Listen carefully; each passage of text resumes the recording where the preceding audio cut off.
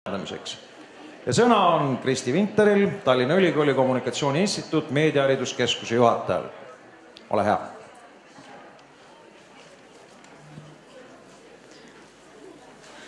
Aitäh. Ega see lõunapausilt tagasi tulemine lihtne ülesanne ei ole, seda ma tean omast käest. Nagu siin juba juttu oli, et tõesti ma olen väga tänulik siin eelnevatele ettekannetele, sest kõik see, mis nüüd jutuks tuleb, väga suures osas toetab seda. Kõik, mis ma siia seinale teile lasen, seda on kindlasti rohkem, kui ma süvitsi rääkida jõuan, aga ma juba uurisin välja ka selle, et on täiesti võimalik need materjalid kusagil ülesse panna. Võib-olla hästi lühidalt sellest, et kes ma olen.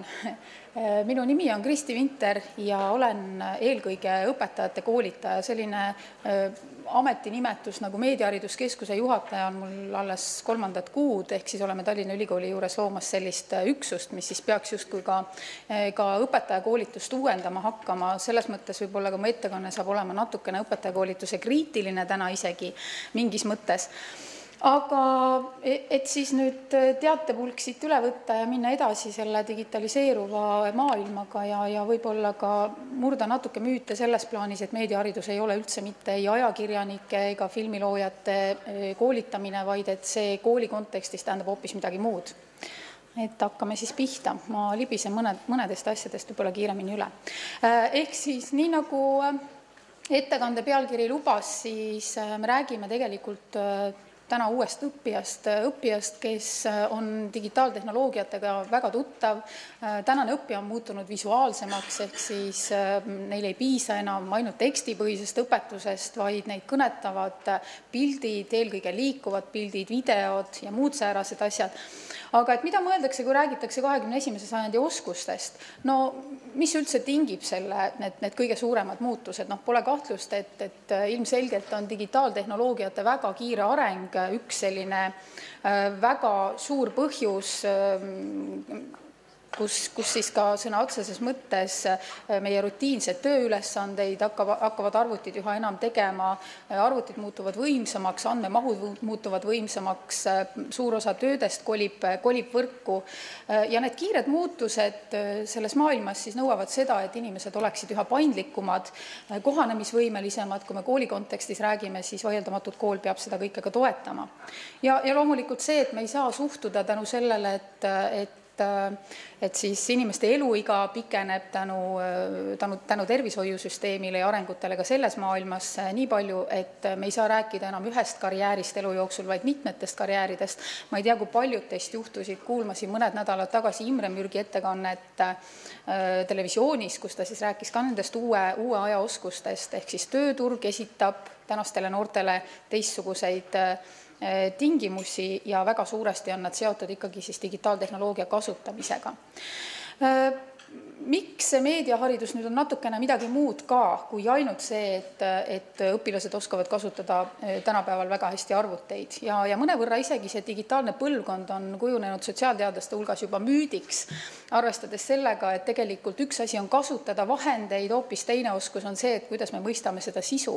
Sest et nii nagu ekraanipilt televisioonis konstrueeritakse kokku mingisugustest osadest, täpselt samamoodi konstrueeritakse ka internetti. Ehk siis kõik need tekstid, pildid, videod, nad on mingi põhjusega, nad on inimeste poolt kokku pandud. Ja öeldaksegi seda, et ega selline kriitilise mõtlemise oskus ja küpsus ei sünni iseenesest, sellele peab haridussüsteem kaasa aitama. Ja võibki öelda siis, et vahendite kasutamise puhul räägitakse eelkõige siis mõjust tervisele ja füüsilisele heaolule, aga meedia sisu konstrueerituse mõistmine on justkui vaimse küpsuse, vaimse arendamisega seotud aspekt, ehk siis eelkõige haridussüsteemi küsimus. Meedia on kasvu- ja õpikeskkond, ehk siis suur osa sellest, mida me täna maailma kohta teame, pärineb ikkagi meediast. Meil on oluliselt vähem igapäevakogemusi, kus me ise osalised oleme, oluliselt rohkem neid kogemusi, mida vahendab meile ekraan, ükskõik milline ta siis ka ei oleks. ja tõesti siis tekstid, helid, staatilised pildid, videod, animatsioonid, kõik pannakse inimkäe poolt ekraanile kokku ja kindla eesmärgiga meid emotsionaalselt mõjustada, mis omakorda tähendab jällegi, et noorele põlvkonnale tuleb õpetada neid asju läbi nägema, ehk siis meediaharidus kui kriitilise mõtlemise kujundaja ja teisalt ka maailmapildi siis nii-öelda adekvaatsema maailmapildi kujundaja ja soodustaja. Meediavormide digitaliseerumine, mida see siis tähendab? See tähendab seda, et tänapäeval me ei saa rääkida enam väga erinevatest meediumitest, sest vahet ei ole, on tegemist ajalehega, on tegemist filmiga, mingisuguse animatsiooni, mis tahes meediasisuga, nad kõik on teisaldatavad põhimõtteliselt arvutile. Ehk siis ja teisest küljest arvuti võimaldab ka paljundada seda sisu väga lihtsalt. Siin on väga palju spekuleeritud, et kas trükiajakirjandus kaob ja nii edasi, ehk ta muudab tegelikult vormi ja need, kes on digilehtede kasutajad, need teavad väga hästi, et seal pildid elavad ja me saame videoid vaadata ajalehes sees ja muu säärane, et see on kõik see nii-öelda tuleviku maailm, milles me juba otsapidi oleme sees. Ja võibki öelda, et vähemalt tänaste noorte jaoks on kahanenud vajadus teatud meediumeid üldse kasutada, ehk siis nad paberajakirjandusest on üsna meelsasti loobumas, kasutavad seda sama siis ekraanide põhiselt ja meedia tänapäeval tähendabki valdavalt ekraane, mitte niivõrd siis trükiajakirjandust. Ja informatsiooni paraku siis konstrueeritakse sinna ekraanidele. Ja võibki siis öelda, et mis on selle digitaliseerumise tulevik, et minu väike hüpotees on see, et infokommunikatsioonitehnoloogia, filmimaailm ja nii-öelda siis trükiajakirjandus, need kõik koonduvad mingil ajahetkel. Ehk siis see, et sõna otseses mõttes digitaaltehnoloogiliste vahendite ja sisu kasutamine on üks oluline oskus, siis see, et tänapäeva noor peab oskama seda sisu ise luua, seda mõista, sest jällegi meediat õpivad kõige paremini tundma need, kes seda ise loovad, kes selles konstrueerimisprotsessis osalevad ja loomulikult siis informatsiooni usaldusväärsuse hindamine, millest ka Sirje ja Georg Aher siin eelnevalt rääkisid, ehk siis infot on meie ümber väga palju ja me peame andma noortele need tööriistad, millega siis seda usaldusväärsust hinnata. Ja need valdkonnad siis sõna otseses mõttes on koondumas. Ja tänased noored meediatarbijana, kui me võtame sellise oma aja meediatarbimise, siis valdavalt oli see ju nii-öelda ühesuunaline. Me istusime ekraaniga silmitsi, meil ei olnud võimalik seda protsessi ekraanil mõjutada, ehk siis me oleme nii-öelda ringhäälingu meediapõlvkond. Aga tänane meediatarbimine tähendab kahesuunalist protsessi. Et samavõrra, kui sealt midagi vaadatakse või jälgitakse, samavõrra suudetakse seda ka ise luua. Ja see tähendabki seda, et noored osalevad aktiivselt meediasisu loomises ja infovahetuses, see aga omakorda tõstatab küsimuse sotsiaalsetest oskustest, mida, kui palju, kelle kohta ma tohin üldse rääkida, nii-öelda vastutustunde ja eetika küsimused, et siin alles hiljaaegu oli see YouTube'i juhtum, kus tütarlapsed siis kiusamisvideod üles postitasid. See on kõik see küsimus. Ja kui siin enne oli juttu sellest, et noored justkui, lapsed ja noored justkui ei viibigi enam koos, siis viibivad küll, aga nad ei viibi füüsilises keskkonnas, vaid virtuaalkeskkonnas. Mis tähendab seda, et ka suhted teisenevad. Ja see ei tähenda sugugi, et neil ei ole neid suhteid, vaid need suhted muutuvad. No ja informatsiooni kriitilise hindamise oskus siis muutub üha olulisemaks. Ehk siis jällegi, kuna meediapilte ju konstrueeritakse, inimesed panevad nad sinna kokku lähtuvalt oma väärtushinnangutest, oma vaatenurkadest, siis tegelikult see, mida me ekraanilt näeme, ei ole kunagi see, mis on päris elu. Ja selles mõttes on väga vajalik siis jällegi koolitada või õpetada ka seda, et kuidas seda infot usaldusväärselt siis, või info usaldusväärsust hinnata. Sest me kõik teame ju seda, et meil on poliitikute kohta omad arvamused, meil on kõikide maailma asjade kohta omad arvamused olemas, aga palju me nende inimestega ise oleme kokku puutunud ei ole, eks me ikka ekraani kaudu nende ka arvamusliidrite ja kõikidega kohtume ja see omakorda hakkab kujundama meie arvamusi ja arusaamu meie ümber toimumast, mis siis omakorda hakkab ka selliseid hoiakuid ja suhtumisi ümbritsevasse keskkonda mõjutama.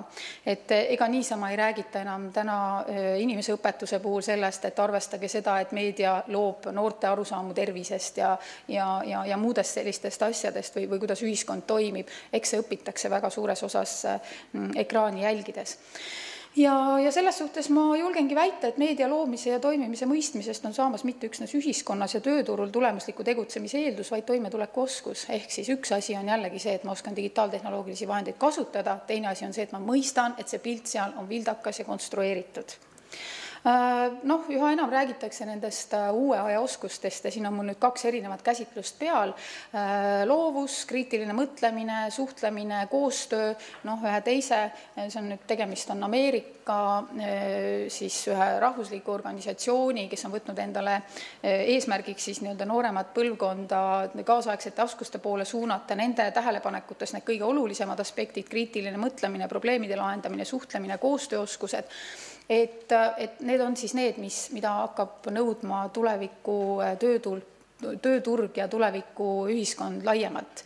Ja siin siis mõned sellised näited ka sellest, et mida loetakse üldse siis meediaoskusteks. Ehk siis meediat peab ja saab väga edukalt kasutada teadmiste omandamiseks, kui see protsess on juhitud alusharidusest alates, vastu võtta, tõlgendada erinevaid meediatekste ja sisu, hinnata, analüüsida see kriitilise mõtlemise oskus, digitaaltehnoloogiliste vahendite käsitsemise oskus, väljendusoskus selle kaudu, ja loomulikult ka siis aktiivne kogukonnas tegutsemine. Ei ole vahet, kas see on siis füüsilises keskkonnas või virtuaalkeskkonnas. Tänapäeva noortel need 2 keskkonda hakkavad üha enam segamini omavahel või segunema. Ja need uue aja oskused, ma ei hakkaks neile siis väga palju siin rõhku panema, teades seda, et järgmine ettekandja ootab juba oma järjekorda. Aga mis need on ja kuidas need on seotud meediaharidusega? Eristatakse 3 või 4 valdkonda, mis siis järjest nüüd teile siia ette pannes näeksid välja sellised traditsioonilised ainevaldkonnad on siis need asjad, mis on õppekavades kenasti fikseeritud ka. Ja 21. sajandi teemad justkui tuleksid siis selliste nagu natuke teistsuguste nüanssidega sisse, et globaalsed probleemid, raha, majandust, ärimaailma ja ettevõtlust puudutavad teemad, siis kodanikuteadlikkus, keskkonnateadlikkus, terviseteadlikkus, kõik need on siis need valdkonnad, mida loetakse 21. sajandil väga oluliseks. Teine valdkond, õppimise innovatsiooniga seotud oskused, jällegi saan eelkõnelejatele osundada, kes juba rääkisid õppimisoskuste kujundamise vajadusest, räägitakse loovusest, sellest, et kuidas siis head ja uued mõtted peaksid hakkama meie tulevikku kujundama, kriitiline mõtlemine, probleemide lahendamine, suhtlemine, koostöö, et need on kõik siis olulised oskused, aga neisse ei pea tingimata suhtuma niiviisi, et need asjad leiavad aset siin füüsilises keskkonnas, vaid need oskused peavad olema ka digitaalses keskkonnas, mis siis jällegi muudab oluliseks selle meediahariduse momendi.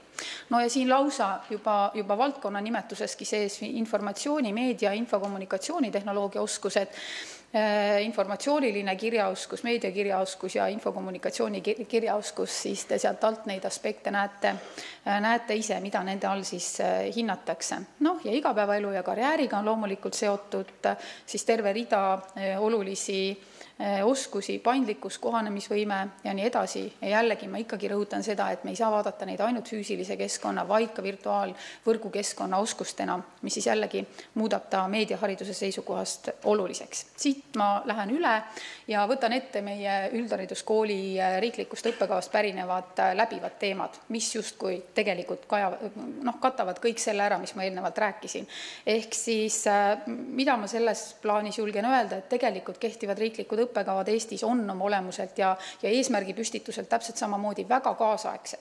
Aga on mõned asjad, mis panevad mind natukene muretsema inimesena, kes ma pendeldan õpetaja hariduse ja meedia valdkonna vahet tänu oma töökohustustel. Esimene vastuolu on see, et kui me võtame ette riiklikud õppekavad, siis sealsed pädevused ja läbivad teemad on justkui kõikide aineõpetajate vastutada, aga elu näitab seda, et see, mis on kõigi vastutada, ei ole justkui kellegi vastutada. Et siin on nagu üks selline vastuolu ja koht ja kriitiline koht. Ja samamoodi ka see, et tegelikult see kaasaegne kasvu ja õpikeskkond nõuab nende muutuste arvestamist, aga jällegi ma julgen väita, et õpetajakoolitus ei ole nende kiirete muutustega senimaani suutnud kaasas käia ja see, et me arendame õppekavad kaasaegseks, sellest üksinda jääb väheks, et tegelikult peab ka õpetajakoolitus seal päris radikaalseid samme astuma. Ma mõne hetke pärast mõned mõtted pakun välja ka, mis siis peaks olema see õpetajakoolituse tulevik. Tulemusi või pädevusi saab saavutada sellisel juhul, kui õppesisu seda toetab, kui meetodid toetavad, kui hindamine toetab. Ehk siis natukene ka ülikoolis me räägime õpiväljunditest, üldhariduskoolis pädevuste saavutamisest. Ehk siis see, et kui ma tahan, et õpilastest kujuneksid analüüsivõimelised õpilased, siis ma tegelikult pean seda meetoditega toetama. Ma pean pakkuma võimalusi seda analüüsioskust ka siis arendada ja samas teatavasti õpilased ja üliõpilased õpivad seda, mida hinnatakse. Ehk siis ka see, et kui me ütleme, et koostööoskus on oluline arendada, siis tegelikult peab kool ka seda mingis mõttes tagasisidestama. Ma ei saa öelda, et siin numbrilisi hindeid on võimalik panna, aga siiski. Kuidas olukorda muuta? Suurem tähelepanu ikkagi siis kriitilise mõtlemise analüüsivõime arendamisele, mis siis on minu arvates hindamise ja meetodite küsimus suuresti koolis nii kasutamise mõttes kui ka õpetajahariduse mõttes, siis rakendada ikkagi sellist kogemusõpet, kus on võimalus sotsiaalsete oskuste arendamiseks ja interdistsiplinaarsed valdkondade vahelised kursused, mis jällegi, kui korranud vaadata Ameerika koolisüsteemi poole, siis seal on selline aine nagu science, mis siis hõlmab kõiki neid erinevaid geograafiat, füüsikat, keemiat ja nii edasi, ehk siis rohkem peaks tekkima selliseid interdistsiplinaarseid kursusi, kus need erinevad valdkonnad saavad kokku ja see tuuakse nii-öelda päris ellu üle. Ma sattusin juhendama 11. klassi õpilase uurimistööd sellel aastal, see oli väga huvitav kogemus ja siin te näete ühte sellist väga kokkuvõtvaid tulemusi sellest, ma tõstin ta lihtsalt siia peale, et te näeksite ära need kontrastid, ehk siis see tumesinine tulbake näitab seda, et kui oluliseks 11-ndikud peavad neid oskusi, mis seal kõrval on kirjas ja helesinine tulbake näitab siis seda, mis siis nende arvates tegelikkus praegu on. Nii et te näete, et need käärid tegelikult on kooli kontekstis päris suured. Jällegi me ei jõua seda süvitsi analüüsida, aga siiski. Nii palju ma ütlen, et kõige hävitavamaid hinnanguid sai kriitiline mõtlemine õpilaste arvates, ehk siis nende arvates kool justkui seda väga ei kujunda. Õpetajakoolituse uuendamine. Eelmisel nädalal oli mul au viibida e-õppearenduskeskuse sügisseminaril, juhtisin seal üht sessiooni ja sealt jäid õhku mitmed mõtted ja ka õpetajakoolituse uuendamise seisukohalt. Minule tundub, et praegu tuleb innovaatika haridusse pigem tegevõpetajate poolt, kes ise oma initsiatiivist teevad väga lahedaid asju koolis. Ja minu arvates on see nagu üks võimalus siis sõna otseses mõttes selle innovatsiooni toomiseks ka õpetajakoolitusse kaasata selliseid tõeliselt häid innovaatilisi õpetajaid. Ja ka koolides koha peal nendega saab koostööd teha, nagu Katri Raik kenasti välja tõi.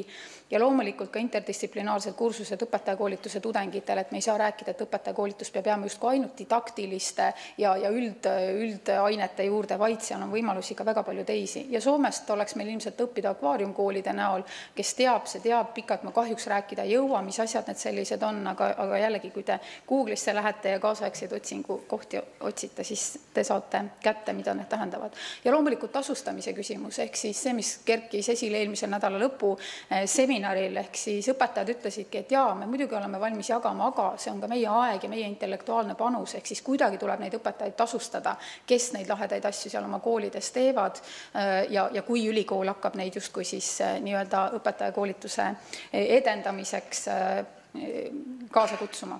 Ja uued suunad, millega me siis ise üritame Kommunikatsiooni Instituudi meediahariduskeskuse näol tegutsema asuda, ongi siis see, et õpetajakoolituse üliõpilastele hakata üha rohkem pakkuma selliseid kursusi, mis siis võtavad kõik selle know-how sealt, mis puudutab seda konstrueeritud meediamaailma loomist ka internetis, siis väga mitmed erinevad erialad, mis võimaldavad siis saada valdkonna teadmisi, mõned siin peal, olgu nad siis Balti Filmimeediakool kui ka Kommunikatsiooni Instituut.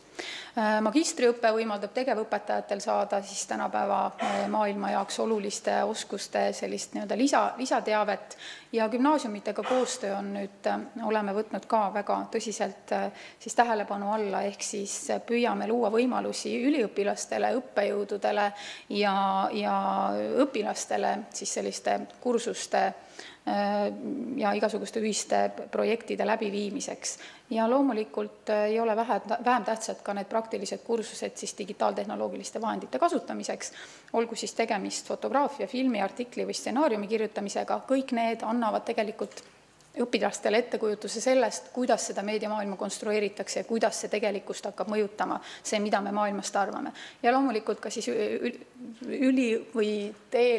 õpilasakadeemia, kursused, mis siis on sellel aastal juba ka kenasti käimas, aga jah, kahjuks siis ilmselt Tallinna õpilastele kättesaadavad, kuigi filmiõpetuses olid päris palju ka üle Eesti erinevaid õpilasi. See oli nüüd kohutavalt kiire ülevaade, aga ma loodan, et sellist väikest mõtlemisainet ta tekitas, sest et ma vist isegi suutsin peaaegu, et selle aega jääda. Nii et ma tänan teid. Aitäh!